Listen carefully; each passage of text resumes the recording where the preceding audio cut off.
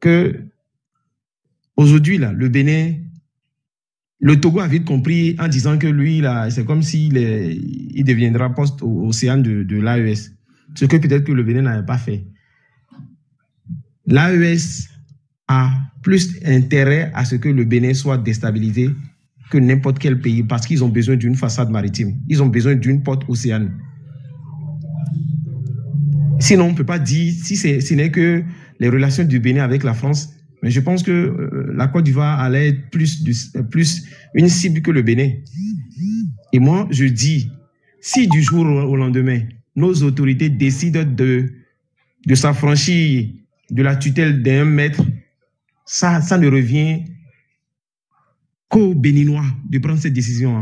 Mais il ne faudrait pas dire que parce qu'il y a certains voisins ont changé de maître et que nécessairement, pour qu'il y ait une bonne collaboration, il faudrait nécessairement que le Bénin fasse pareil.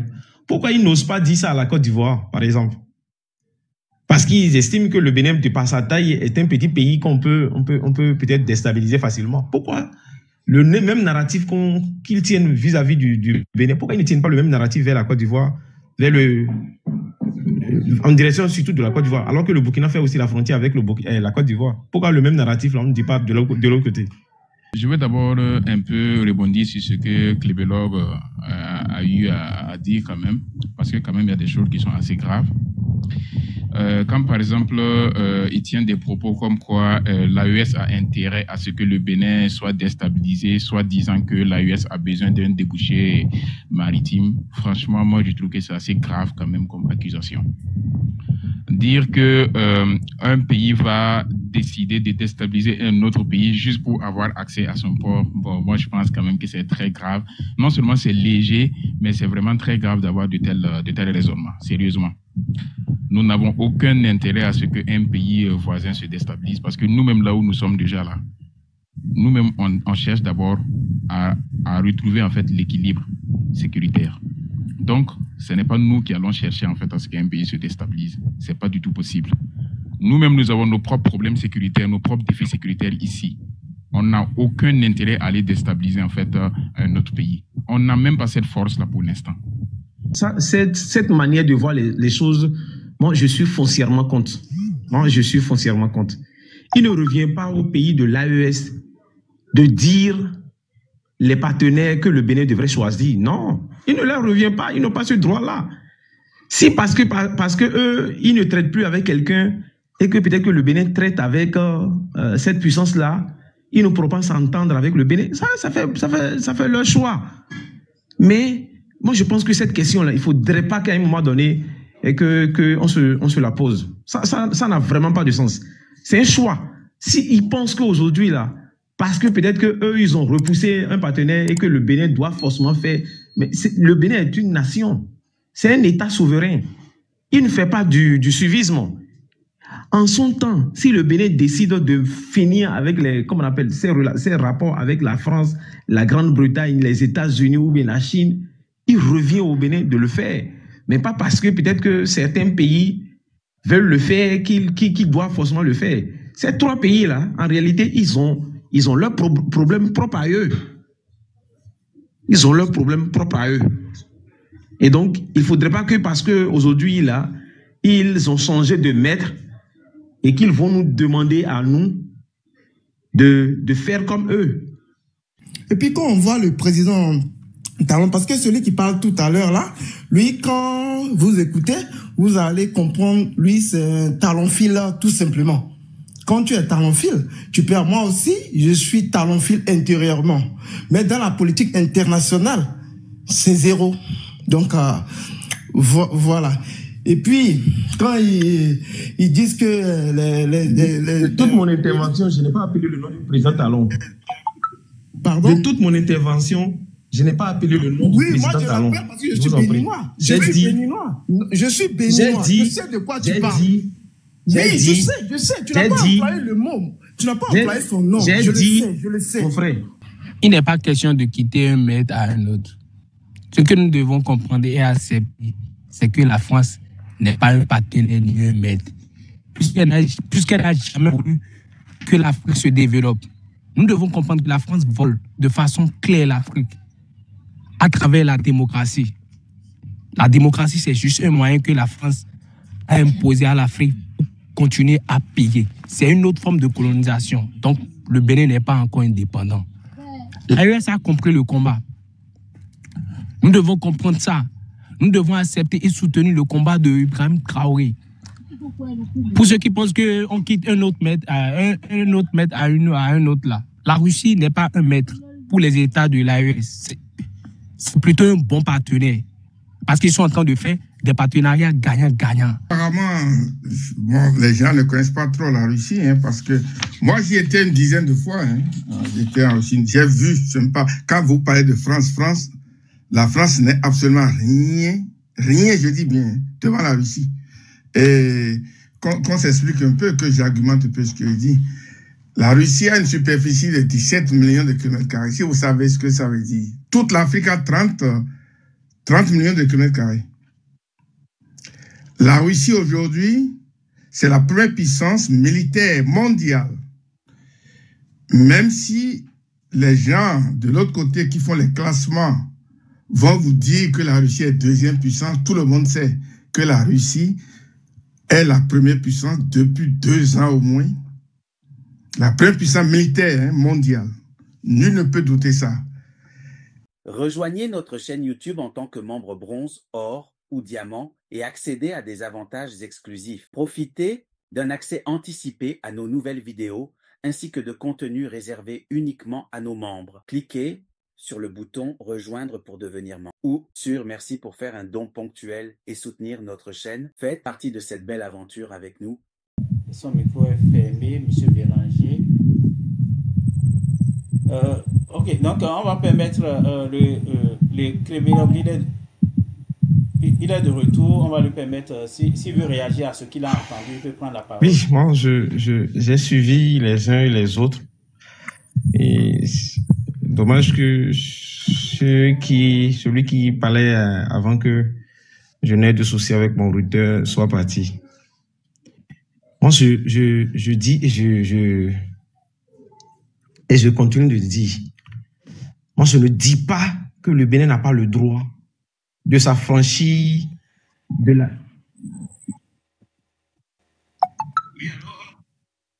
Je ne dis pas que le Bénin n'a pas le droit de s'affranchir de la tutelle française. Moi, je n'ai jamais dit ça.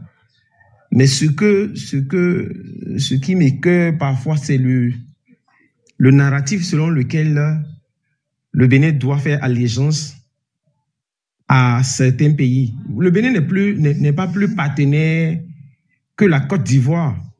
N'est pas plus partenaire de la France que la Côte d'Ivoire. Mais est-ce que pour autant, ce qui se passe ici se passe exactement là-bas? Est-ce que pour autant? Il faudrait qu'on puisse parfois se dire certaines vérités aussi.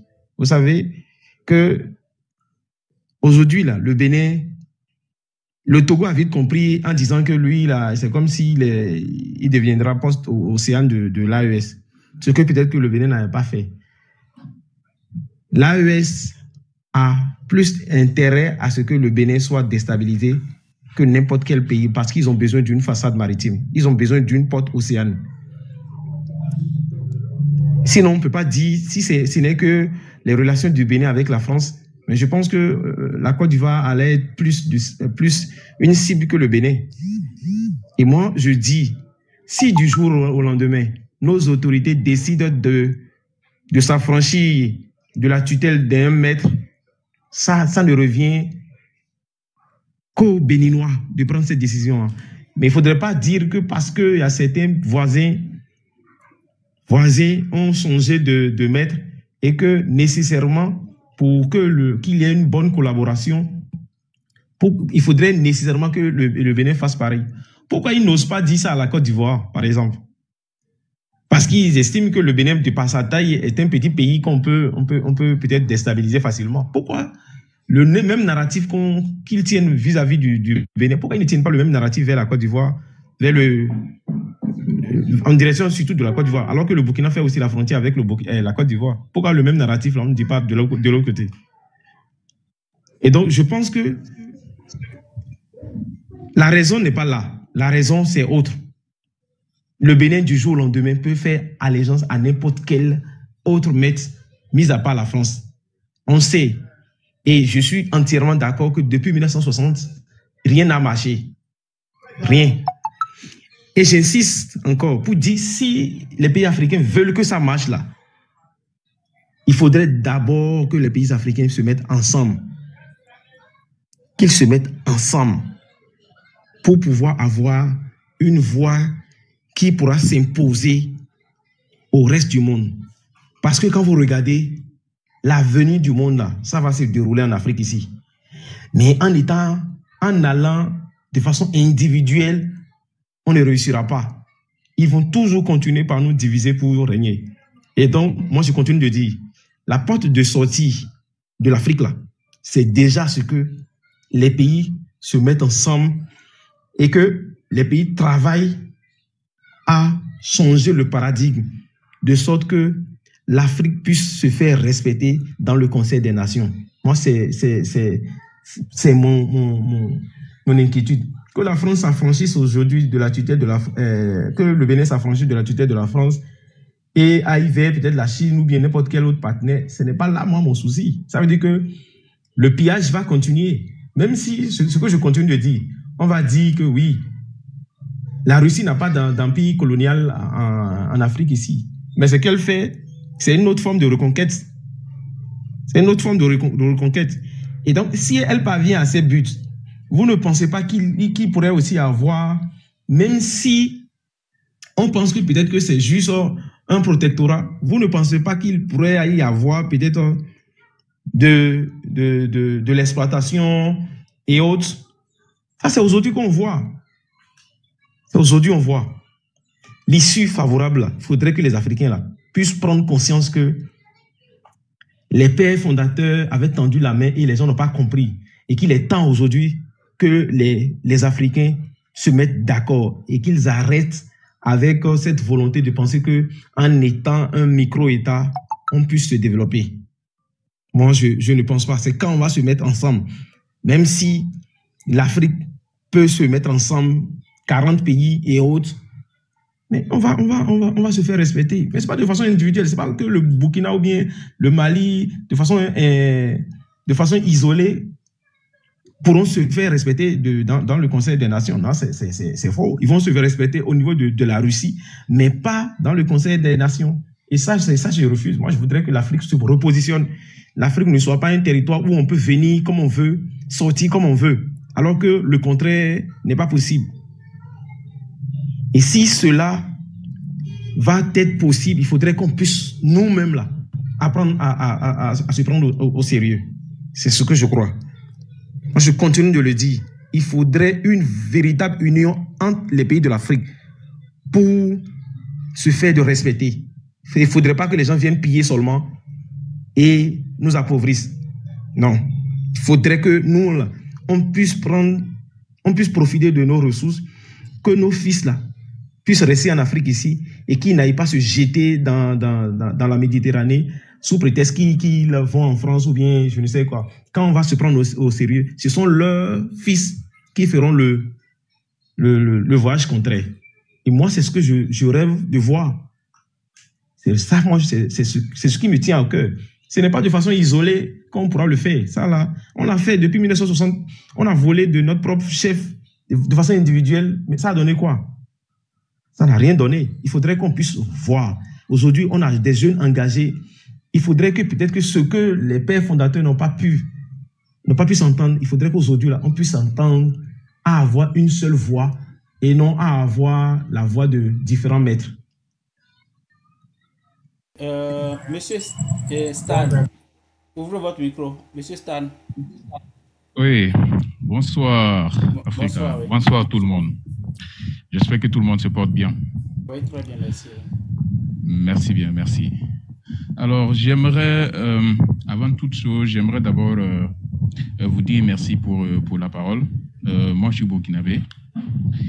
Je vais d'abord un peu rebondir sur ce que Klebelog a eu à dire quand même, parce que quand même, il y a des choses qui sont assez graves. Quand par exemple, il tient des propos comme quoi l'AES a intérêt à ce que le Bénin soit déstabilisé, soit disant que l'AES a besoin d'un débouché maritime, franchement, moi je trouve que c'est assez grave quand même comme accusation. Dire que un pays va décider de déstabiliser un autre pays juste pour avoir accès à son port, bon, moi je pense quand même que c'est très grave. Non seulement c'est léger, mais c'est vraiment très grave d'avoir de tels raisonnements, sérieusement. Nous n'avons aucun intérêt à ce qu'un pays voisin se déstabilise parce que nous-mêmes, là où nous sommes déjà là, nous-mêmes, on cherche d'abord à retrouver en fait l'équilibre sécuritaire. Donc, ce n'est pas nous qui allons chercher en fait à ce qu'un pays se déstabilise. Ce n'est pas du tout possible. Nous-mêmes, nous avons nos propres problèmes sécuritaires, nos propres défis sécuritaires ici. On n'a aucun intérêt à aller déstabiliser en fait un autre pays. On n'a même pas cette force-là pour l'instant.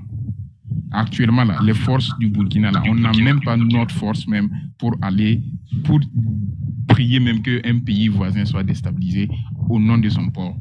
Lorsque la CEDEAO avait entrepris ses sanctions contre les pays de l'AES, il y a un pays qui n'a pas suivi, pour ne pas dire, il y a plusieurs pays qui n'ont pas suivi. Hein. Par exemple, la Guinée n'a pas suivi, et la Guinée de Mamadi Doumbouya, et aussi le Togo n'a pas suivi. Mais le Niger a continué à avoir ses approvisionnements à travers le Togo, en passant par le Burkina. On n'a pas eu de problème. Le Bénin a fermé ses frontières, fermé ses ports, tout. Mais nous, à travers le Burkina Faso, le Niger continuait d'avoir bien sûr ses provisions, en passant bien sûr par le Togo. Bien vrai que c'était un peu plus long, mais toujours est-il que ça continuait, il n'y avait pas de problème.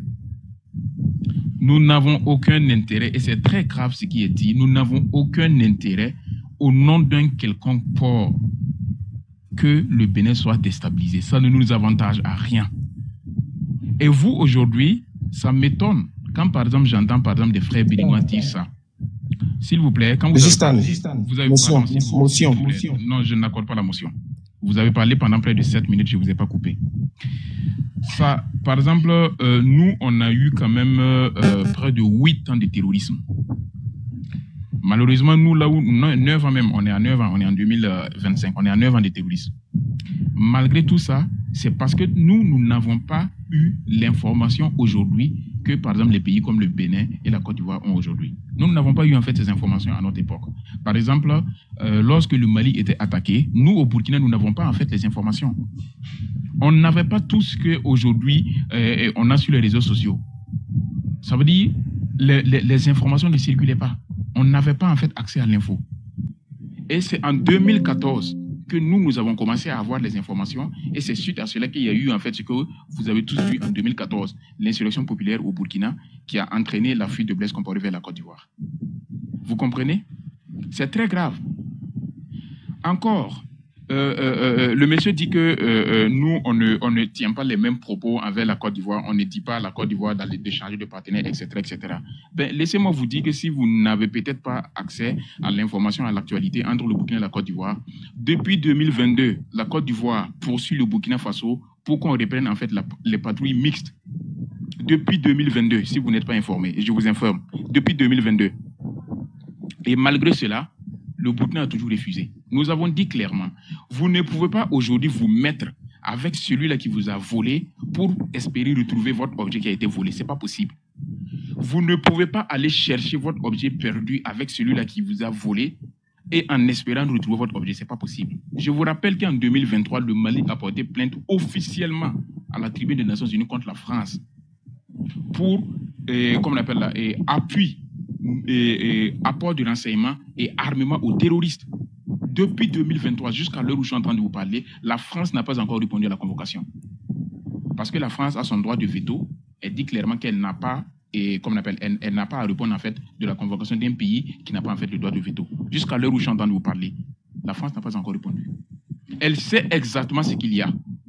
Il y a des vidéos où des officiers français, je vous dis des officiers supérieurs français, ont donné des fausses coordonnées à l'armée française au moment où les militaires maliens étaient en opération sur des territoires où les terroristes étaient. Ils ont donné, au lieu de donner les positions des terroristes, ils ont donné les positions exactes là où se trouvaient les troupes maliennes. Et ces troupes ont été frappées par l'armée française.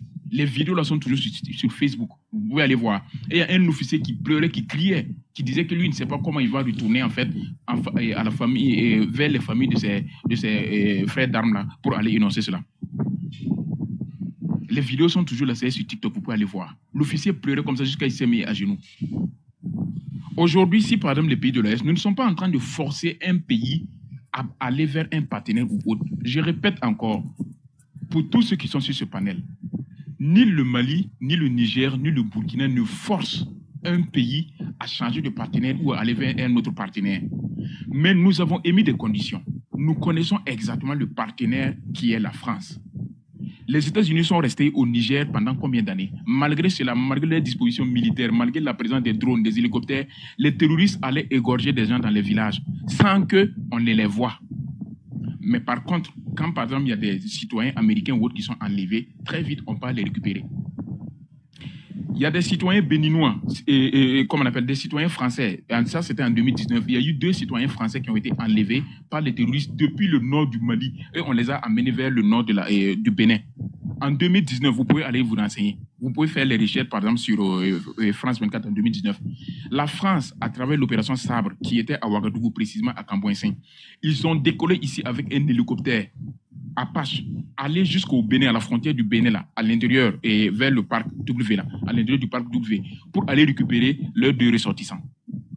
Par contre, quand par exemple on a des troupes terroristes qui se promènent, comme on appelle, plusieurs centaines, qui se promènent pour aller endeuiller des villages, on ne les voit pas. On ne sait pas où ils rentrent. Quand on parle, nous savons de quoi nous parlons, parce que nous avons collaboré avec eux sur le terrain, on sait exactement. Et je vous dis encore, l'attaque qu'il y a eu au Bénin, pour ceux qui sont intelligents, qui réfléchissent ne serait-ce qu'un tout petit peu, posez-vous la question, comment se fait-il que ces gars-là aient les informations précises sur là où se trouve l'armurerie, le nombre de soldats qu'il y a là-bas, le type d'armes qu'il y a, le type de munitions qu'ils ont, pour pouvoir préparer une puissance de feu supérieure à la puissance de feu qu'il y a sur place, pour aller les frapper au moment où ils étaient fragiles et récupérer tout cet arsenal-là. Posez-vous la question, comment ils ont fait pour avoir toutes ces informations, tous ces renseignements, pour frapper? Parce que attaquer une base là, ce n'est pas du jeu. Pour ceux qui savent, attaquer une base, nous tous qui sommes sur ce panel là, même si on nous arme avec des blindés comme pas possible, et puis on nous dit d'aller attaquer une base militaire, nous ne l'allons pas aller. Il faut réellement être sûr que l'attaque que nous sommes en train de faire là, on va la gagner avant d'aller. Les gars ont reçu les informations et les assurances nécessaires avant de faire leur acte. Posez-vous la question pourquoi.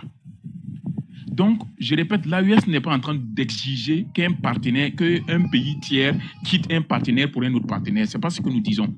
Ce que nous disons, c'est quoi? C'est que les partenaires avec lesquels vous êtes là, nous les connaissons pour avoir travaillé avec eux pendant des années pour espérer récupérer en fait nos territoires. Ça n'a pas marché. Pire, on a retrouvé en fait des traces et on a même en fait des trucs là, des preuves comme quoi ces personnes-là en réalité soutenaient ceux-là même qui nous attaquent. Rappelez-vous lorsque l'armée malienne, lorsque le Mali avait demandé à l'armée française de quitter la base de Kidal, on avait donné un délai pour qu'ils quittent. Ils ont quitté la base 3 jours avant le délai précis, alors que l'armée malienne se préparait pour venir récupérer la base. Et quand ils ont quitté là, ils ont laissé la base, ce sont les terroristes qui vont venir prendre. Et ils n'ont pas informé l'armée malienne avant de quitter la base. Pourtant, ils savaient très bien qu'il s'agissait d'une rétrocession. Ils devaient remettre la base à l'armée malienne. Mais ils sont partis 3 jours avant la date butoir. Pourquoi? Sans informer en fait à l'armée malienne. Et l'armée malienne était obligée de venir se battre contre les terroristes pour pouvoir reprendre en fait la base à Kidal. Donc on dit, nous ne sommes pas en train d'imposer des partenaires aux gens, mais nous disons que si vous travaillez avec ceux-là qui nous ont amenés à être dans cette situation-là, nous n'allons pas collaborer avec vous. C'est aussi pur et simple. Nous ne sommes pas en train de vous imposer d'aller vers un partenaire précis. Non, vous êtes quand même un pays souverain. Le Bénin, c'est un pays souverain. On respecte en fait le peuple béninois, on respecte en fait le territoire béninois. Le Bénin, c'est un pays souverain qui est libre de faire tout ce qu'il veut. Mais de la même façon que le Bénin aussi est libre de faire tout ce qu'il veut, de cette même façon aussi, les pays de l'AES aussi sont libres de collaborer ou de ne pas collaborer aussi avec le Bénin. Si aujourd'hui nous vous disons, le Bénin aujourd'hui collabore avec ceux-là qui en réalité financent le terrorisme, et aujourd'hui même CNN, même les États-Unis même, ont approuvé cela, et Donald Trump a annulé combien d'ONG? Il a signé pour qu'on mette fin aux activités de combien d'ONG en Afrique, soit disant que ces ONG-là financent le terrorisme.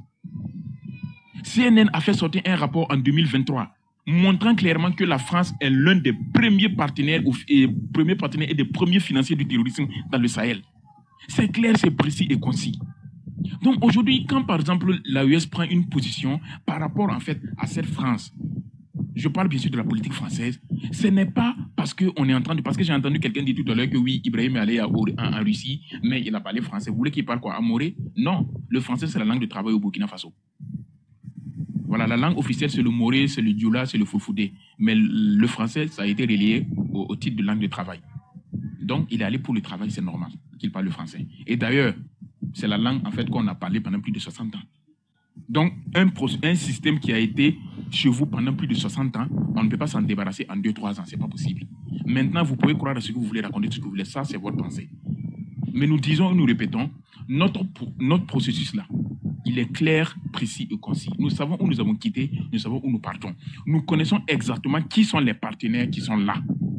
Et les choses là, nous n'allons pas accepter de tomber dans les mêmes brièves. Aujourd'hui, le Bénin est libre de collaborer avec n'importe quel partenaire. Mais de grâce que le Bénin, les autorités béninoises ne viennent pas forcer la main à l'AES de venir collaborer avec eux, soit disant que non, c'est une question de sécurité. Parce que c'est cette même sécurité que nous recherchons en mettant ces gens dehors que vous avez reçus là-bas. Et posez-vous la question pourquoi jusqu'à présent la France n'a pas accepté de répondre à la convocation du Mali concernant en fait l'acte de complicité avec les terroristes. Demandez-vous pourquoi. Donc, s'il vous plaît, arrêtez ça. Donc, quand M. Klebelog dit que nous, on ne tient pas les mêmes narratifs avec la Côte d'Ivoire, je vous répète encore que la Côte d'Ivoire, même en 2023, il y a eu le ministre de la Sécurité ivoirienne qui a croisé le ministre de la Sécurité et de la Défense du Burkina Faso, à Niangologo. Ils ont échangé et la Côte d'Ivoire a émis encore le souhait qu'on reprenne en fait la coopération militaire entre le Burkina et la Côte d'Ivoire. Nous avons dit non, pour l'instant, on ne peut pas. Parce que là où vous êtes là, vous êtes ambigu. C'est assez simple. Et il y a encore une vidéo encore qui est sur les réseaux sociaux, vous pouvez encore aller voir. Là où les autorités burkinabées avaient arrêté 2 officiers, comme on appelle, ivoiriens sur le territoire burkinabé, à 4 km à l'intérieur du territoire burkinabé. Et dans la vidéo, là, si vous écoutez très bien ce que le capitaine disait, le nom du capitaine, c'est Capitaine Panther. La vidéo, pour ceux qui savent, peut-être qu'il y a beaucoup ici qui ont vu la vidéo. Il a dit dans la vidéo clairement, et c'est devant les officiers ivoiriens, il a dit, on ne peut pas collaborer avec vous si l'ennemi nous traite différemment. C'est les propos du capitaine que je suis en train de vous dire. Et le nom du capitaine, c'est le capitaine Panther. Vous pouvez aller, si vous tapez tout à l'heure sur TikTok, si vous avez des deuxièmes téléphones, vous allez entendre ce qu'il a dit. Il dit que nous ne pouvons pas collaborer avec vous pendant que l'ennemi nous traite différemment. Ça veut dire quoi?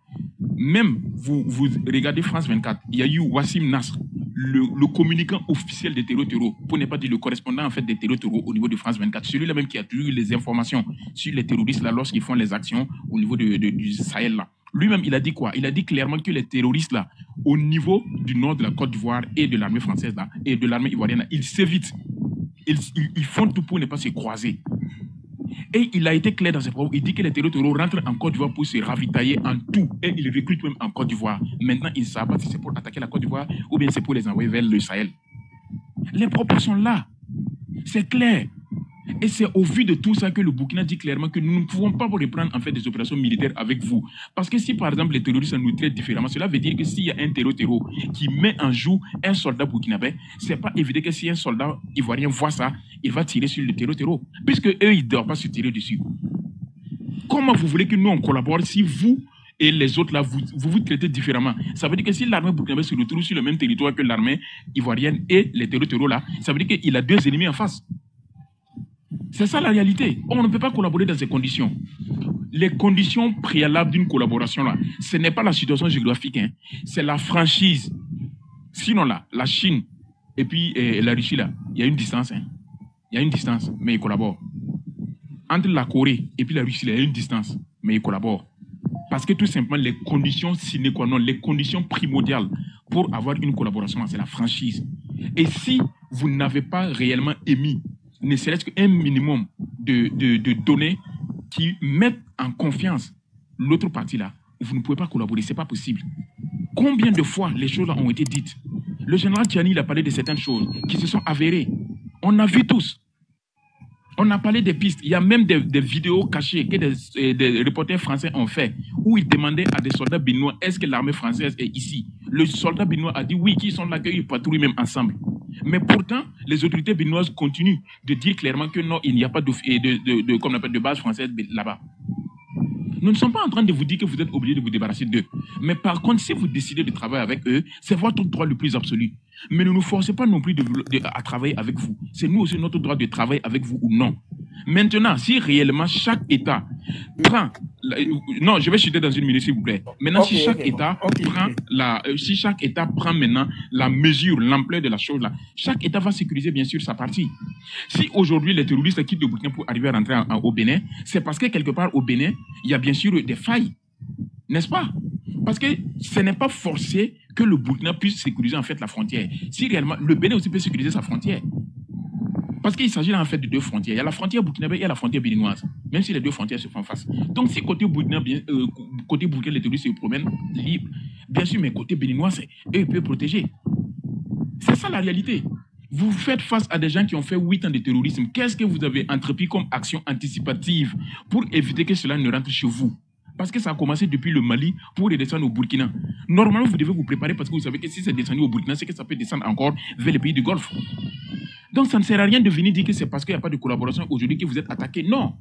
Quelles sont les actions anticipatives que vos autorités ont prises depuis les 8 années que vos voisins sont en train de lutter contre le terrorisme là?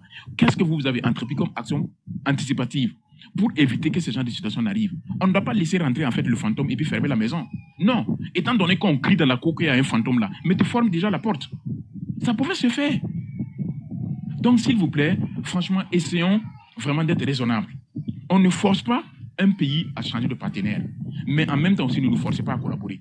Parce que la condition pour qu'il y ait une collaboration là, ce n'est pas en fait la symétrie, hein. Ce n'est pas non plus les conditions géographiques. Ce n'est pas parce que nous sommes des voisins que nous devons forcément collaborer. Non, la Pologne et la Russie sont voisins, mais ils ne collaborent même pas un peu.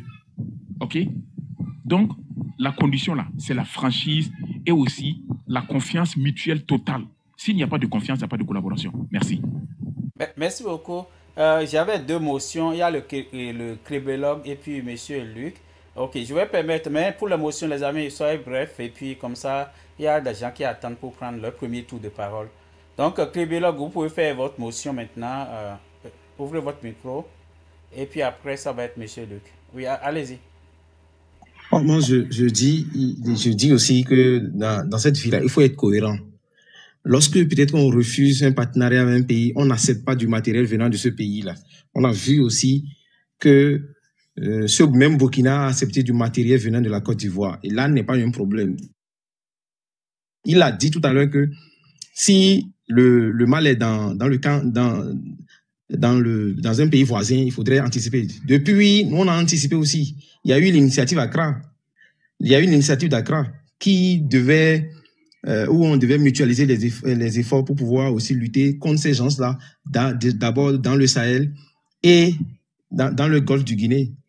Si ça n'a pas été fait, ça veut dire que ce n'est pas un truc. Il a aussi dit que le Bénin doit protéger sa frontière. Le Bénin protège.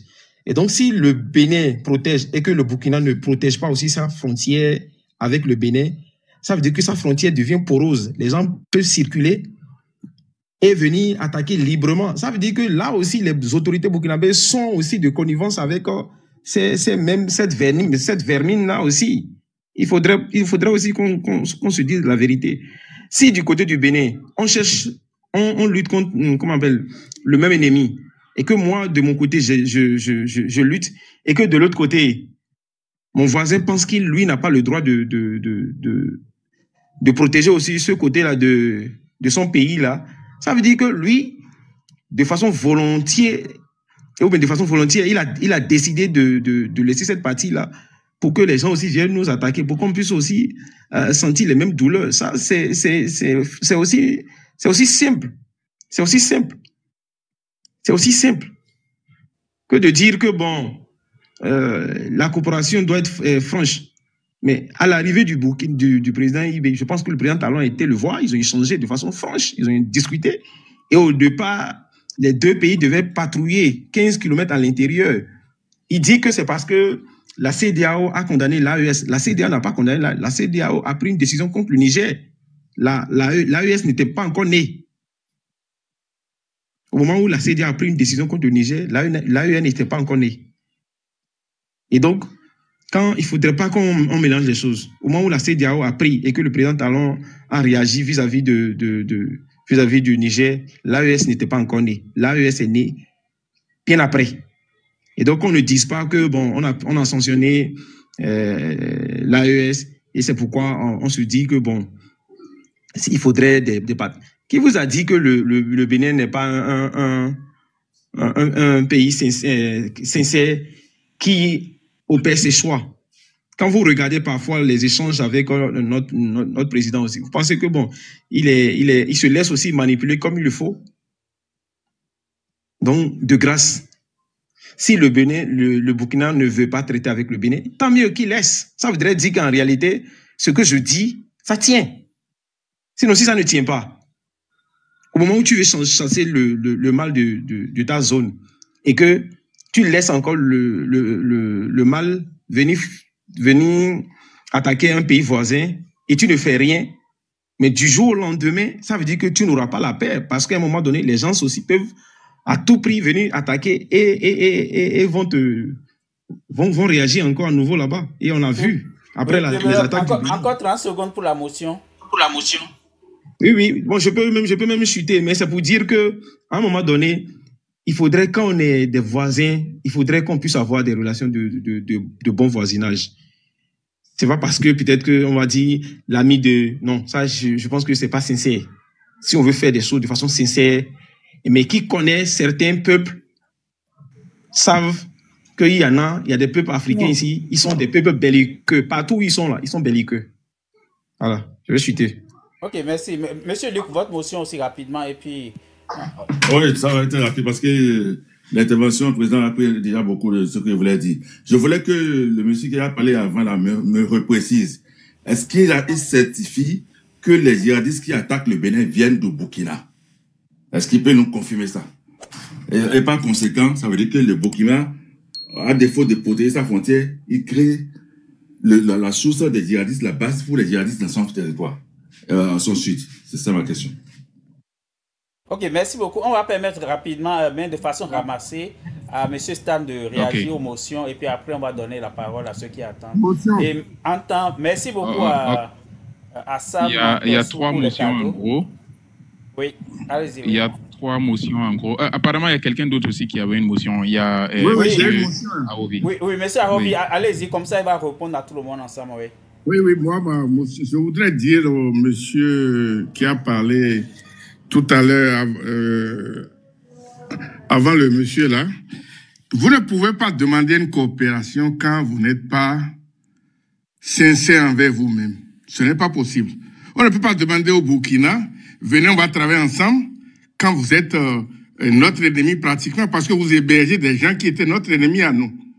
Et quand le monsieur là, il disait que l'AES n'était pas créé, c'est faux, il raconte n'importe quoi, parce que il n'a qu'à se souvenir très bien, afin de finaliser la naissance de l'AES, par le départ, quand le Niger voulait être attaqué par les Français et leurs amis, le Burkina avait pris position. Lorsqu'il y a eu le Burkina était prêt à aller en guerre, à aller protéger. Mon cher, arrêtez. Laisse-moi finir ma motion. Lorsqu'il y a eu le coup d'État, mais ne racontez pas n'importe quoi. Lorsqu'il y a eu le coup d'État, ce que je dis est vérifié. C'est vous qui racontez n'importe quoi. Laissez-moi parler. L'AES n'avait pas pris corps. Laissez-moi parler. Je ne vous laisse pas raconter des conneries. Mais attention, fermez votre gueule là, monsieur. On n'est juste pas les gens ici. Non, monsieur Aoui. Monsieur Aoui. Non, laissez monsieur Aoui. C'est pas la peine de s'énerver, s'il vous plaît. Ok, les amis, j'ai coupé le micro. Monsieur Stan, juste un instant, j'ai coupé le micro. On va essayer d'être courtois les uns envers les autres. Et on peut échanger quand même entre personnes, entre grandes personnes, j'allais dire, mais en choisissant des bons mots. Sinon, les gens ne nous prendront pas au sérieux, ceux qui nous écoutent. Donc, on va permettre à monsieur Arovi de terminer sa motion et puis Stan va réagir.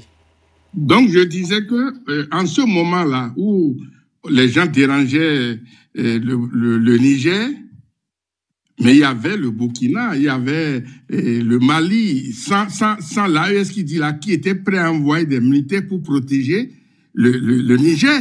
Donc, il n'oublie pas ça là. Et en fin de compte, tout ça là qu'on a fait là, la fermeture de la frontière, quand le Bénin a fermé sa frontière, est-ce que le Bénin sait combien de Béninois au Niger étaient décédés dans cette période-là? Par manque de médicaments, par manque de traitement. Est-ce que le Bénin a jamais fait ce bilan-là? Sa population à Niamey qui était décédée et dans les autres villes. Est-ce qu'ils savent ça? Donc, ne nous disent pas de n'importe quoi ici. On ne sommes pas là, on ne répond pas. Moi, je suis béninois. Comprenez? Moi, je suis béninois. Je défends le Bénin. Je m'aime moi-même. J'aime mon pays. Mais je ne vais pas raconter des sottises si on ne se met pas d'accord sur ce qu'on est en train de dire. Ça, c'est des trucs qui sont... C'est écrit, c'est des vérités. On n'invente rien. Il y a des preuves de la période que l'AES existe ou pas. Et le Burkina, le Mali et le Niger étaient déjà en solidarité, je dirais. Bref, j'ai fini. Merci. Ok, merci, monsieur Aovi. Ok, monsieur Stan, allez-y maintenant, oui. Ok, merci beaucoup. Merci beaucoup, Afrique. Merci beaucoup, monsieur Aovi. Alors, ce que moi, j'aimerais dire, c'est que, d'abord, l'autre là, Klebelog, il dit que quand on est sincère, que quand on refuse la collaboration, on doit être cohérent, on doit refuser, en fait, les armes. Alors, moi, j'aimerais simplement lui faire comprendre que les dons d'armement dont il est en train de parler, ce n'est pas le capitaine Ibrahim Traoré qui a reçu ces dons. Il s'agissait en fait d'un autre gouvernement, en l'occurrence le gouvernement de Damiba. Donc, sous Damiba, il n'y avait pas en fait ce problème-là d'abord. Donc, c'est pour ça que Damiba, d'ailleurs même, il a été reçu par le président ivoirien à maintes reprises. Ils ont discuté ensemble et il a même été chercher Blaise. S'il vous plaît, quand vous parlez, j'ai quand même... Il y a une vidéo où le capitaine IB expliquait ça. S'il vous plaît. Non, il y a une vidéo. Dans laquelle IB expliquait ça. Hein, non, écoutez, monsieur Klebelog. Vous ne voulez pas aussi dire des bêtises aussi. On suit aussi l'information. Il y a une vidéo dans laquelle on a demandé clairement. Ça fait la deuxième fois que tu insultes, en fait. C'est ça le problème. Tu vois, tu as traité l'autre là qui raconte n'importe quoi et maintenant tu viens me dire que je raconte des bêtises. Ce n'est pas comme ça qu'on fait un débat. Les injures là, tu n'as pas le monopole des injures. Nous tous on peut insulter, il faut arrêter ça. Quand on parle là, c'est juste par respect. Sinon, tout le monde peut insulter. Ok? J'ai dit et je répète. Ibé l'a dit clairement. Il n'a pas nié. Il a dit que oui, le Burkina Faso a reçu. C'est clair, mais ce n'est pas sous son règne. C'est sous le règne de Damiba. Qu'est-ce que vous ne comprenez pas par rapport à ça? C'est sous le règne de Damiba qu'il y a eu le don d'armes de coût de 2 milliards. Quand vous êtes en train de parler là, le peuple burkinabé a cotisé combien de milliards pour donner en fait aux autorités? Rien que pour le premier trimestre même du mois comme on l'appelle, de l'année 2025, on a cotisé plus de 33 milliards pour donner. C'est quoi 2 milliards? Et ces dons d'armement là, vous ne savez même pas à quoi c'était destiné. C'était destiné à la protection des Sindous. Il y a certaines choses que, comme on est en train de parler du Bénin, je ne veux pas rentrer en fait dans la question de la Côte d'Ivoire. Mais si vous ne savez pas, je vais vous informer. Ouattara sait ce qu'il faisait exactement. Ces dons d'armement là, c'était destiné au VDP de Sindou. Son village d'origine, là où est enterré en fait le corps de son papa et de sa maman. C'était pour aller donner au VDP de Sindou qu'ils ont donné en fait les armements là. Quand vous ne savez pas, s'il vous plaît, ne parlez pas des choses que vous ne connaissez pas. Nous sommes là, on vit la chose ici, on voit ce qui se passe. S'il vous plaît. Le don d'armement là, ça a bien été fait. Mais ça a été fait sous Damiba. Et c'était pour armer les VDP de Sindou, le village d'origine de Ado, là où est enterré son papa et sa maman. S'il vous plaît, arrêtez. Vous parlez de choses que vous ne connaissez pas. Ok. Donc, deuxièmement, vous dites que non, que lorsqu'on a commencé en fait les opérations, lorsque Ibé est arrivé au pouvoir, Talon est venu au Burkina Faso, tout. On est d'accord. Talon est venu au Burkina Faso, on ne le nie pas. Mais nous disons aujourd'hui, et nous répétons, il y a des choses qui sont factuelles. Lorsque le Burkina Faso a décidé de mettre hors l'armée française, hors du territoire, ils ont atterri une partie au Bénin, et pour le Niger aussi, une partie au Bénin, qu'on appelle une partie est retournée au niveau du Djibouti, ou bien c'est où là. Et pour le Burkina aussi, une partie en Côte d'Ivoire, une partie au Bénin. Et aujourd'hui, nous sommes clairs dans nos bottes. Nous disons, vous ne pouvez pas recevoir ceux-là qui nous ont endeuillés pendant des années, collaborer avec eux et nous demander de venir collaborer avec vous. C'est assez clair, s'il vous plaît. C'est comme, moi, je donne un exemple clair. Africa et l'autre du panel, là, je vais donner un exemple assez clair. C'est comme, par exemple, toi, tu es assis chez toi, tu as ta cour. Quelqu'un vient tuer, en fait, tes enfants. Ou bien quelqu'un accompagne des gens, arme des gens qui sont venus tuer tes enfants. Et cette personne-là, tu décides de mettre cette personne hors de chez toi. Et cette personne part chez le voisin. Et maintenant que le voisin est attaqué, ce même voisin te demande de venir, vous allez collaborer contre ceux qui nous attaquent. Nous, on dit non. Vous avez accueilli chez vous ceux-là même-là qui ont accompagné ceux qui nous ont endeuillés. Vous êtes libre de collaborer avec eux. Mais si vous collaborez avec eux, nous ne pourrons pas collaborer avec vous. C'est aussi simple.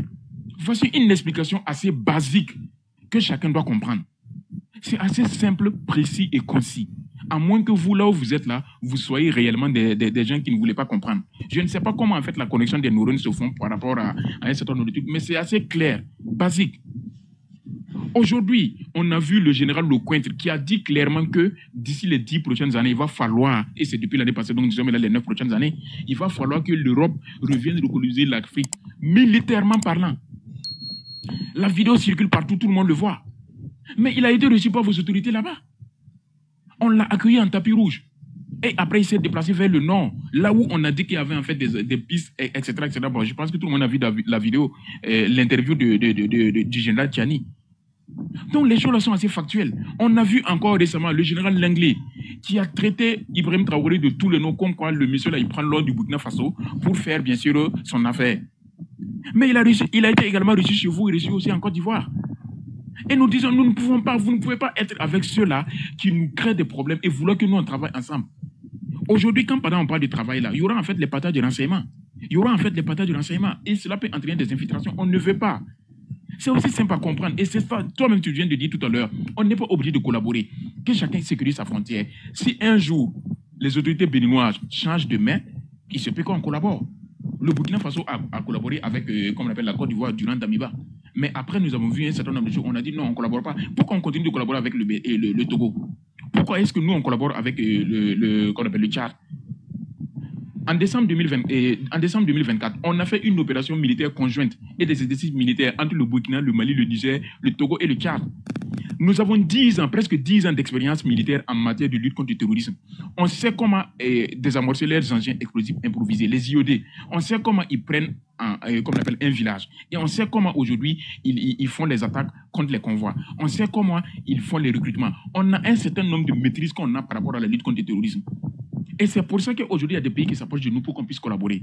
Mais notre collaboration, les conditions de nos collaborations sont simples. Si le Togo avait réussi ce que nous, on a mis dehors là, on n'allait pas collaborer avec le Togo. C'est aussi simple que ça. Si le Togo avait clairement dit, avait clairement reçu en fait ceux-là que nous, on a mis dehors là, on n'allait pas collaborer avec le Togo. C'est aussi simple que ça.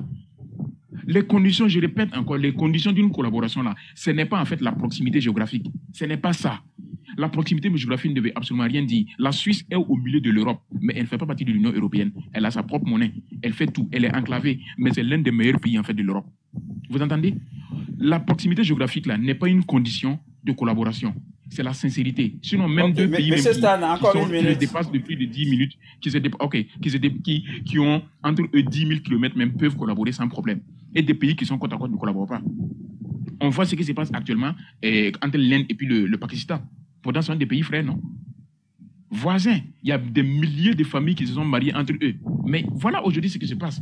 Donc, la proximité géographique, là, ce n'est pas ça qui est une condition de collaboration. C'est plutôt la sincérité. Et à l'heure où nous sommes en train de parler là, si nous arrivons à collaborer avec le Ghana, on collabore avec le Togo, vous devez vous poser la question pourquoi on ne collabore pas avec vous.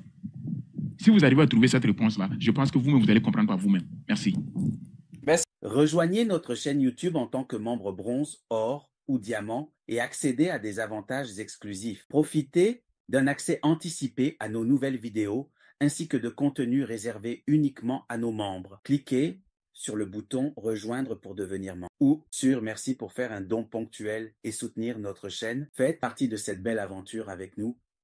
Merci beaucoup, Black. Ok.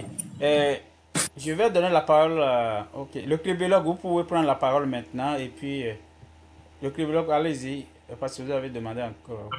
Bon, vous allez certainement m'excuser s'il pense que bon, je me suis attaqué à lui. Je ne me suis pas attaqué à lui. Moi, je me dis, lorsqu'il parle de sincérité, moi, je pense que lorsque le président Tchiani avait donné des coordonnées, encore que ces coordonnées-là, c'est pas des coordonnées qui sont du Bénin. Il suffit d'aller sur Google et essayer de voir pratiquement les coordonnées du Bénin et aller reprendre la vidéo du général Tchiani et essayer de voir si les coordonnées qu'il a données là, ce sont les coordonnées du Bénin.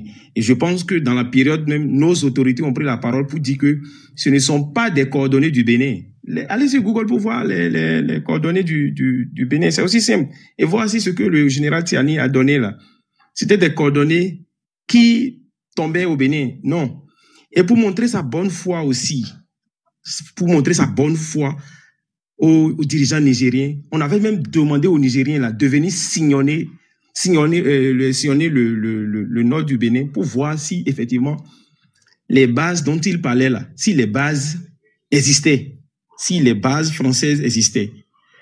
Moi, je prends par exemple, moi j'ai fait une publication quelque part où lorsque j'ai partagé la base d'Alada, mais il y a un monsieur qui est venu commenter qui a estimé que non, cette base-là, je pense que ça fait déjà un an ou 2 ans, où il disait, ah, ça là, ça fait partie des bases françaises, parce que pour eux, là, tel que c'est bâti, le modèle, là, ce n'est pas un truc que le Bénin a construit. Et j'ai dit, c'est bien une base béninoise et qui est au sud du Bénin et pas au nord. Parce que quand il est venu commenter, c'est ça. Parce qu'au début, quand on avait commencé quand ces images avaient commencé par sillonner sur la toile, mais ce sont les commentaires qu'on recevait, c'était ça, pratiquement. Et donc, je dis, on ne peut pas être aussi sincère en disant à une autre armée de venir, qu'on va leur permettre de circuler sur le territoire afin d'essayer de voir les bases qu'ils ont données. Mais si moi, j'étais peut-être le gouvernement, si j'étais Tiani, s'il était de bonne foi, il aurait accepté cette mission-là et envoyé ses généraux, puisque c'est le chef de l'État même qui a autorisé.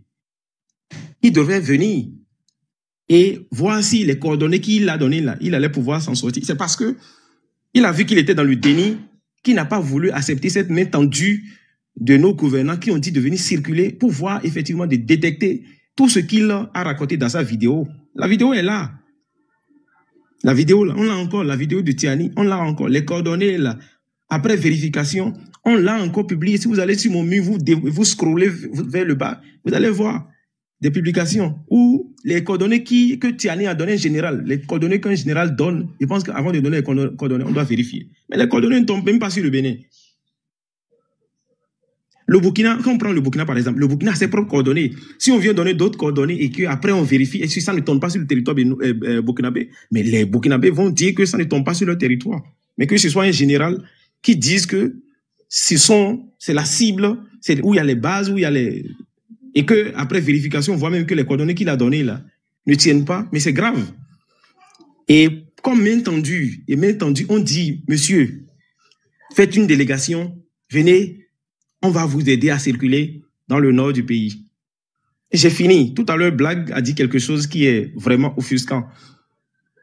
Quand il s'agit de la sécurité, là, je pense que les connotations politiques, là, il faut mettre ça de côté. Quand un pays est en guerre, ou bien un pays est attaqué par les terreaux, en principe, là, il n'y a plus de logique politique. Ce qui compte, c'est la souveraineté, c'est la défense de la souveraineté. Et quand il dit on voit seulement les hélicos français circuler, mais récemment, on a vu avec le chef d'état-major patrouiller. Si ce sont ces avions-là qu'il a vus et qu'il estime que ce sont des avions français, ce sont des avions de blanc de grâce. Encore que lui, il est à Djougou, il n'est pas à Kanzi. Il n'est pas vers Porga, il est à Djougou. Et qui tient ces propos-là, je pense que vraiment, il faudrait faire très attention. Parce que il ne faudrait pas suppiter pour suppiter. Récemment, Biafrica, vous allez voir même la patrouille menée par la hiérarchie, avec des hélicos qui ont circulé dans le nord du Bénin pour pouvoir aussi galvaniser et assurer la surveillance aérienne aussi. Et qu'ils viennent aujourd'hui dire qu'on n'a pas, c'est comme si on n'a pas des mouvements de notre armée, que ce sont des forces étrangères. Je pense que c'est grave. Et demain, quand on va l'interpeller pour qu'il puisse donner les preuves de ces allégations, il va trouver qu'on est en train de le bâillonner. C'est pas bon. Il y a des choses qu'on ne dit pas quand on n'a pas la vraie information. Alors que il suffit d'aller simplement sur les canaux officiels pour voir comme on appelle la patrouille et autres de la hiérarchie. Cette patrouille qu'il qualifie d'avions étrangers. Donc il faudrait qu'on fasse vraiment attention. Moi je dis, à un moment donné, le Bénin peut-être a déconné. Ça, tout le monde le reconnaît. A déconné. Peut-être parce qu'il y avait des relations de fraternité entre Bazoum et le pouvoir en place et qui se disait que ce n'était pas bien que Bazoum soit mis de côté comme ça et qu'on a pu tenir des propos. Et même quoique, à un moment donné, les sanctions, là, même l'artisan, pour que peut-être que ces sanctions-là soient un peu assouplies, c'est encore celui qui a tenu des propos. La vidéo dans laquelle il a dit ça, ça existe encore. Où il a vu les pères, ses collègues, pour qu'on puisse assouplir l'embargo contre le Niger. Mais c'est encore là. C'est factuel, ça existe. Moi, je ne dis pas, je ne dis pas. Et je vais chuter. Je vais chuter. Je vais chuter. Moi, je ne dis pas. Je ne dis pas que pour entretenir des relations, il faudrait forcément, parce qu'on est sommes des voisins et qu'on doit forcément se mettre d'accord. Moi, j'ai même, sur plusieurs panels, je suis foncièrement contre ça. Maintenant, Stan a parlé de bonne foi. Et moi, je viens de prouver qu'en réalité, à un moment donné, il y avait une main tendue. Les autorités de l'AES en son temps, après la naissance de l'AES, auraient pu saisir cette main tendue-là pour venir circuler. Puisque c'est le chef de l'État qui a tendu la main au peuple frère du Niger afin qu'il puisse venir circuler et sillonner pour voir qu'est-ce qui se passe. Le Bénin va défendre ses frontières.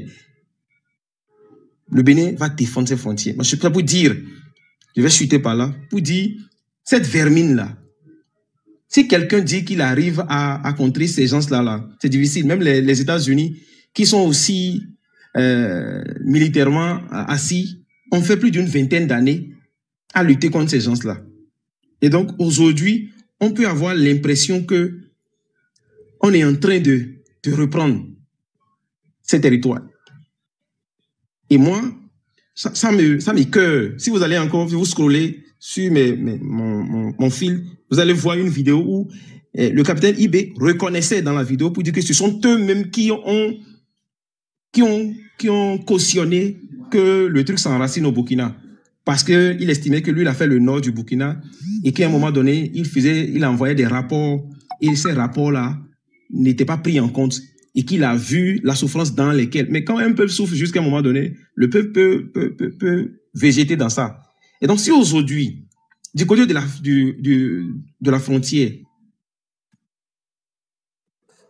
le Bénin seul, parce que c'est une frontière à 3, le point triple, on laisse le Bénin seul lutter là, ça veut dire que, sincèrement, on se dit, bon, s'il est capable, comme en son temps, il avait pris la parole pour dire que bon, il allait venir au Niger, comme il est capable, qu'il lutte contre ces gens-là. C'est ce que je pense. Et c'est l'acte, en fonction d'un acte posé, on peut faire des interprétations. C'est ça. Sinon, on a le même ennemi. Même si on ne s'entend pas, on a le même ennemi, qui est cette vermine-là. On pouvait mettre nos divergences de côté et travailler ensemble à mettre de côté, à booster, à chasser ces gens-là de notre sous-région et on aura la paix, c'est tout. C'est ce que je pense. Ok, merci beaucoup.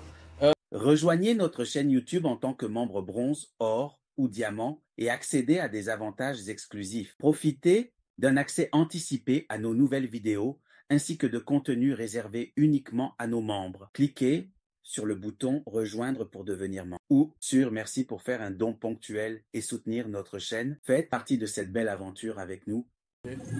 Ok. Je peux, non? Africa, je peux? Oui, c'est Bi-Africa. Stanley, oui, allez-y. Ok, oui, Bi-Africa. Ok, merci bien. Alors, pour appuyer un peu ce que Black disait, je pense que cela n'a échappé à personne quand même que le capitaine Kripou, un des capitaines, comme on appelle, des gardes forestiers du Bénin, a été clair. Je ne sais pas si les gens ont vu la vidéo. Si les gens n'ont pas vu la vidéo, je peux mettre l'audio, ils vont écouter, parce que je n'ai pas la possibilité d'activer ma caméra.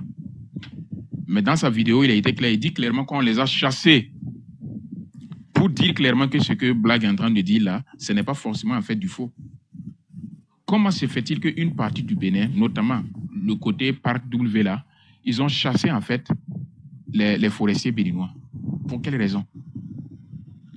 Et on les a interdits encore de mettre pied là-bas. On les a interdits de ne plus mettre pied là-bas. Et maintenant, il y a des activités subversives qui se mènent là-bas.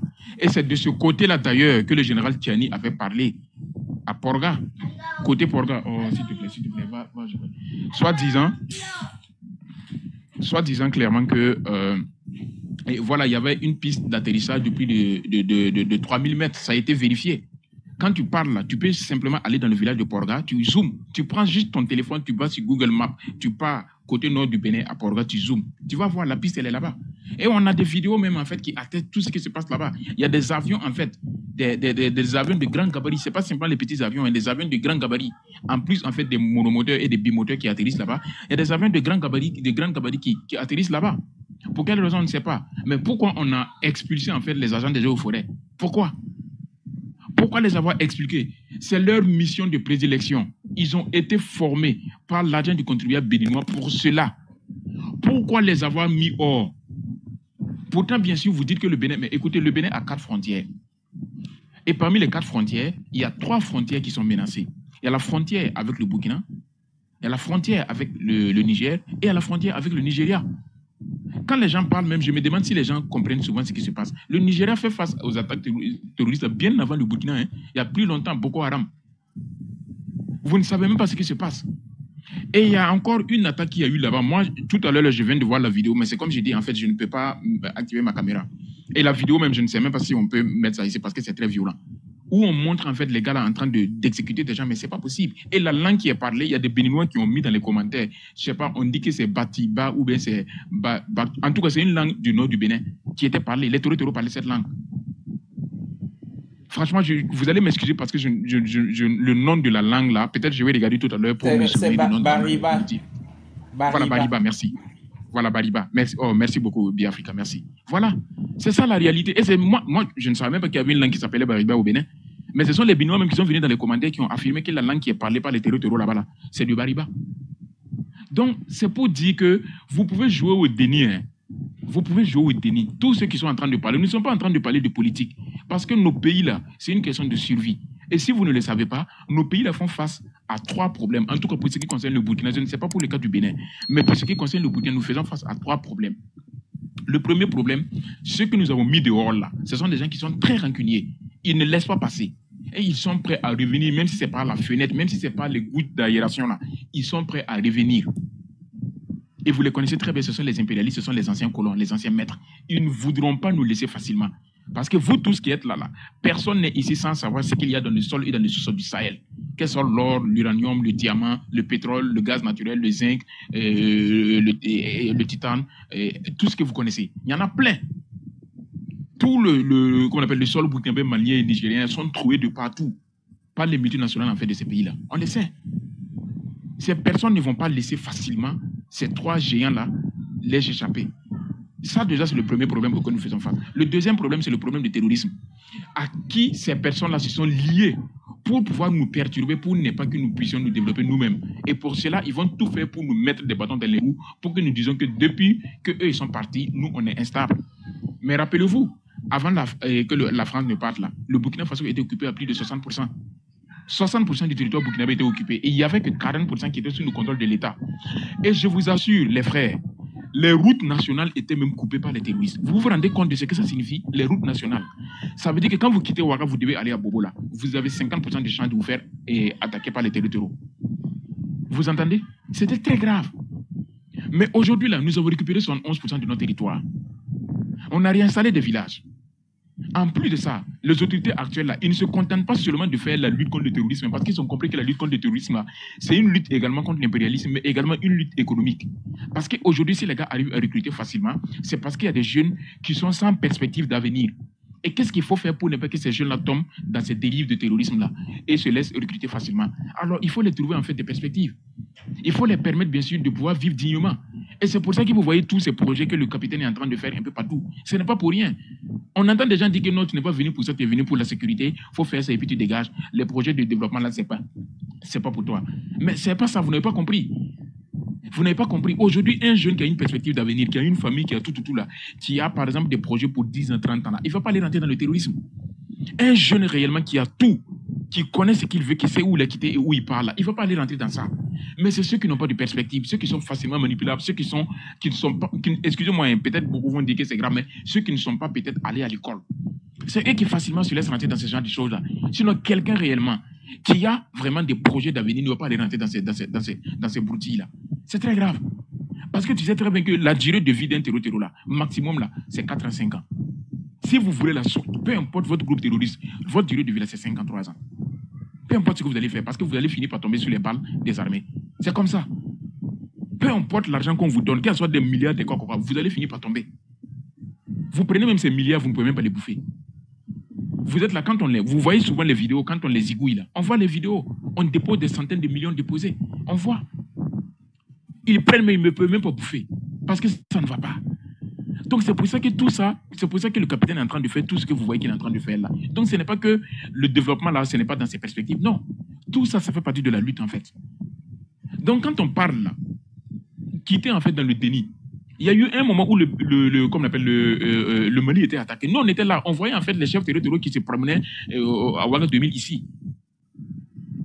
Les chefs territoriaux se promenaient à Ouaga 2000 ici. Il y a des journalistes même qui l'ont dit, du temps de Blaise Compaoré. Pendant qu'ils étaient en train d'attaquer le Mali. Nous, on ne savait pas. Et quand ça a commencé à s'ébruiter maintenant, les Burkinabés sont sortis en 2014, précisément le 30 octobre 2014, le 30 et le 31. On a mis Blaise dehors. Et il allait se refuser en Côte d'Ivoire aujourd'hui. Et la même politique que Blaise faisait au moment où nous, on n'était pas attaqués, et puis le Mali était attaqué là, c'est la même politique qu'il a transférée en fait aux autorités ivoiriennes. C'est la même politique qu'ils sont en train de faire. La condition sine qua non pour ne pas que la Côte d'Ivoire soit attaquée, c'est que l'armée ivoirienne et les terreaux là s'évitent. Ils se regardent en chien défaillant. Personne ne touche à personne. On se regarde comme ça, mais on ne se touche pas. C'est comme ça. C'est la condition pour ne pas être attaqué. Et c'est pour ça que depuis longtemps, les autorités burkinabées et de l'AES de façon générale là, dénoncent ce qui est en train de se passer. Parce que si nous, on ne peut pas comprendre que nous, on est là, on se bat, mais vous les accueillez là-bas, on ne peut pas rentrer chez vous. Et après maintenant, vous venez en fait nous faire croire que nous, vous êtes des partenaires sincères avec nous. Ça ne marche pas comme ça. C'est compliqué. C'est très compliqué. Donc, s'il vous plaît, arrêtez de jouer au déni. Ce qui est en train de se passer actuellement là, c'est une lutte de survie. Et je vous ai expliqué pour le cas du Burkina, ça fait 3 éléments que nous avons. Il y a bon les impérialistes là, les anciens maîtres qui sont très rancuniers. Il y a aussi les terroristes avec qui les anciens maîtres se sont alliés. Mais il y a également les anciens dignitaires. Ça veut dire que ceux-là qui dirigeaient le pays là, à qui on a fait les coups d'État, ils ont fui aller en Côte d'Ivoire. À l'heure là, ils n'ont pas laissé tomber eux aussi. Eux aussi, ils sont là-bas et c'est eux qui sont en train de faire les relais de communication des territoires. Et maintenant, Bi-Africa, je vais te donner, par exemple, une petite information tout à l'heure. Tu vois l'attaque qu'il y a eu au Bénin là. Il y a eu un véhicule blindé béninois qui a été récupéré par les territoires. Tu confirmes? Oui. Ok, très bien. Est-ce que tu sais que ce blindé-là, il y a l'ancien, comment on appelle là, président de la CENI du Burkina Faso, la Commission électorale nationale indépendante du Burkina Faso, qui se retrouve aujourd'hui en Côte d'Ivoire, a pris ces images de l'attaque du Bénin, il a mis sur sa page et il a dit, écoutez très bien, dans les écrits en fait de sa page, il dit que voilà, depuis que Ibrahim Traoré est arrivé, rien ne va au Burkina. Tous les nouveaux matériels qui sont payés par l'armée là sont en train d'être récupérés par les terreaux. Image illustrative. Et il a mis cette image. L'image en fait du blindé béninois là, il a pris ça, transformé pour dire que c'est au Burkina qu'il y a eu lieu l'attaque là et qu'il s'agit en fait des blindés que IB vient de payer tout à l'heure là, que les terroristes sont en train de récupérer. Pour vous montrer à quel point les informations souvent même auxquelles vous avez accès là, souvent sont très très erronées. Parce que nous faisons face à trois ennemis qui sont prêts à en découdre en fait avec nous. Ils sont prêts à tout faire contre nous. Désinformation, manipulation et aussi attaque directe. Vous voyez en fait le nombre de coups d'État auxquels le capitaine a échappé, non? Ce n'est pas rien. Et tout se prépare depuis la lagune ébriée, comme on l'a toujours dit. Vous comprenez? Le même monsieur qui a fait cette publication-là, on l'a vu lors du meeting du RHDP dernier, il y a quelques semaines de cela, il était assis à côté du ministre de la Sécurité de la Côte d'Ivoire, en l'occurrence Téné Brahima Ouattara, le petit frère de Dramane Ouattara. C'est le reflet même qui a pris de ce que le gouvernement... pour dire qu'il s'agit des images d'attaque du Burkina Faso. Malheureusement pour lui, il y avait en fait la plaque du Bénin qui est accrochée au niveau bien sûr de la plaque du blindé. Tout le monde a vu ça. Et on l'a dit, mais là tu es en train de mentir, là c'est Doyi, tout le monde sait. Et il y a même des Béninois qui sont venus confirmer que non, là, celui qui a fait la publication c'est un menteur, parce que ça là c'est pas au Burkina, c'est au Bénin. Tout le monde le sait. Donc c'est pour ça que je vous dis, quand les autorités de l'AES parlent là, ce n'est pas en fait qu'on est belliqueux. Ce n'est pas qu'on... Non, vous savez, celui qui a déjà vu le lion, là, sa façon de courir, là, ce n'est pas la même chose que celui qui a entendu juste le grognement du lion. Celui qui a déjà vu le lion, là, sa façon de courir, là, ce n'est pas la même chose que celui qui juste a déjà entendu simplement le grognement du lion. Ce n'est pas pareil. Quand on parle, là, on a vu.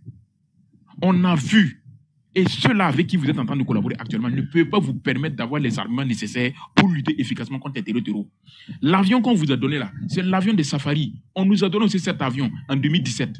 Les images sont là, vous pouvez aller chercher sur les réseaux sociaux. On nous a donné les mêmes types d'avions que le Bénin, on a donné au Bénin là, en 2017. Pour nous dire de lutter contre le terrorisme, avion qui est utilisé pour faire le Safari en Afrique du Sud là. C'est cet avion qu'on nous a donné pour faire qu'on lutte contre le terrorisme. On a dit non, ça ne va pas. Et nous-mêmes, nous avons pris notre propre argent pour aller payer les armes. On nous dit qu'on ne va pas nous vendre des armes létales. Comment est-ce que vous allez dire que vous ne pouvez pas vendre des armes létales à un pays qui est attaqué par des terreaux? Et pendant ce temps, on égorgeait les populations civiles. On égorgeait les soldats. Parce qu'ils n'ont même pas d'armes. Comment un soldat veut aller en guerre avec une calache pour deux soldats et aussi une calache qui a simplement 2 chargeurs? Pendant que vous avez des terroristes qui sont en face de vous, qui ont des pistolets semi-automatiques et automatiques, qui ont des calaches, qui ont des mitraillettes. Souvent même leurs calaches, ils ont plus de 15 chargeurs. Je parle de chargeurs, je ne parle pas de balles. Chargeurs, 15 chargeurs. Pendant que 3 soldats, là, tu pars avec une calache pour 2 soldats, avec juste 2 chargeurs. Comment vous pouvez aller tenir tête? C'est pas possible. Et on parle pour payer des armements, on dit qu'on ne peut pas vous vendre des armes létales. Comment est-ce que nous allons lutter contre les terroristes avec des armes non létales? On va aller lutter avec les terroristes là, avec des lance-pierres, quoi. C'est ça? Et on vous dit que ces partenaires ne sont pas sincères. Leur objectif là, c'est de maintenir nos armées au stade embryonnaire. Comme ça justifie leur présence. Cela veut dire que sans eux, nous, on n'est rien. Et si vous dites non à cet état de fait là, ils vont tout faire pour vous mettre la misère. Ils vont tout faire pour vous mettre la misère. Le président béninois même l'a dit clairement. On est bloqué quand on parle pour payer les armes, on est bloqué. Mais vous avez vu en fait l'esquive que le président comme on appelle là, français a fait. Il dit que non, que c'est parce que le Bénin n'est pas assez structuré pour comme on appelle, payer des armes. Mais c'est très grave, c'est une injure. C'est très grave. C'est très grave. Et ça même c'est un aveu d'échec. Cela veut dire que depuis les 60 années, au cours desquels il y a un traité de protectorat entre la France et le Bénin, la France n'a pas été capable durant 60 ans de permettre au Bénin d'avoir des structures capables d'acquérir des armes. Mais ça c'est grave. C'est très grave. Et aujourd'hui, on voit les Béninois qui prennent ça comme ça. Oui, parce qu'on n'a pas de structure. Mais cela montre clairement que les gars-là ne sont pas sincères dans leur collaboration. Que le Bénin se lève aujourd'hui pour aller payer des armes, par exemple des drones, ou bien des hélicoptères avec Israël, ou bien avec, je ne sais pas, et la Turquie. Mais ils seront confrontés clairement aux accords qui disent clairement que vous ne pouvez pas payer des armes avec autre personne. Vous devez forcément passer par nous. C'est comme si la France était devenue en fait des démarcheurs. Même si eux ils n'ont pas les armes là, vous allez devoir lancer la commande là avec eux. Eux ils vont prendre, ajouter leur argent, faire tout leur tralala là, même le temps que ça va prendre. Et vous allez toujours rester là à attendre pendant que vous êtes attaqué. Ça ne peut pas marcher comme ça. On vous dit que ces partenaires ne sont pas fiables. C'est eux-mêmes qui donnent des renseignements, des coordonnées, qui donnent les positions. Avec même les armements, c'est eux qui savent comment ils ont formé nos armées. Ils savent quels sont les types d'attaques auxquelles nos armées ne peuvent pas résister. Sinon, sérieusement, mes gars, s'il vous plaît, réfléchissons tous ensemble. Est-ce que des... C'est une motion avec M. Stané. Non, j'arrive, M. Zongo. Est-ce que des gens qui s'habillent en sandales, qui crient Allah Akbar, en train de courir à gauche, à droite, peuvent aller attaquer une base militaire? Je vous en prie. Même une gendarmerie, vous pensez que c'est possible? Même un petit poste de police. Vous pensez réellement qu'il y a des gens qui s'habillent en sandales, qui tirent à l'air, Allah Akbar, peuvent aller prendre une base, récupérer des blindés? Mais quand même. Et quand on parle, il y a des gens qui sont toujours dans le déni. Vous ne savez pas. Si vous restez dans ce déni-là, je vous jure que vous allez vous réveiller un matin, trouver que le Bénin aussi est occupé à près de 60%, comme ça a été le cas au Burkina. Vous avez la chance qu'aujourd'hui, il y a des gens qui vous préviennent. Nous, on n'a pas eu cette prévention-là. Le fait de nous prévenir, là, nous, on n'a pas eu ça. Parce qu'il n'y avait pas les réseaux sociaux, il n'y avait même pas la communication. Et il y avait Blaise Compaoré qui était au pouvoir ici. Nous, on n'était même pas au courant de quelque chose. Aujourd'hui, là, vous avez la chance, vous êtes informés. Il est plus que temps de dire clairement à vos autorités ce qui doit se faire. Parce que là où vous êtes là, vous allez vous réveiller un matin, mais vous n'allez pas croire en fait à ce qui se passe. Cette attaque-là, vous ne vous attendiez pas à ça. Mais ça, d'abord, c'est des prémices. Parce que quand les gars là font quelque chose, là, ça veut dire que déjà, ils ont des cellules dormantes à l'intérieur. Et c'est depuis 2017 qu'ils ont dit ça. L'imam Diko, il a fait un message qu'il a publié. Vous pouvez même aller chercher, le message même est toujours là. Il a dit clairement que dans toutes les capitales des pays de l'Afrique de l'Ouest, là, eux, ils ont des cellules dormantes partout. Depuis 2017 qu'il a dit ça, eux, ils sont capables de les activer à n'importe quel moment pour qu'ils commettent les actes qu'ils veulent. Toutes les capitales. Quand on parle là, réveillez-vous les gars. Ce n'est pas du jeu. C'est parce que vous ne voyez pas en fait les images des attaques terror là qui vous parlez. Moi j'ai vu une image tout à l'heure où ils sont en train d'abattre les gens et les mettre dans un puits. Ils ont attaché les gens là, mettre derrière tricycle. Hein? Ils les amènent devant le puits là, ils les tirent dessus et puis ils les jettent dans le puits. C'est parce que vous n'avez pas vu les images des attaques là qui vous parlez. C'est très grave les gars. Ok, mais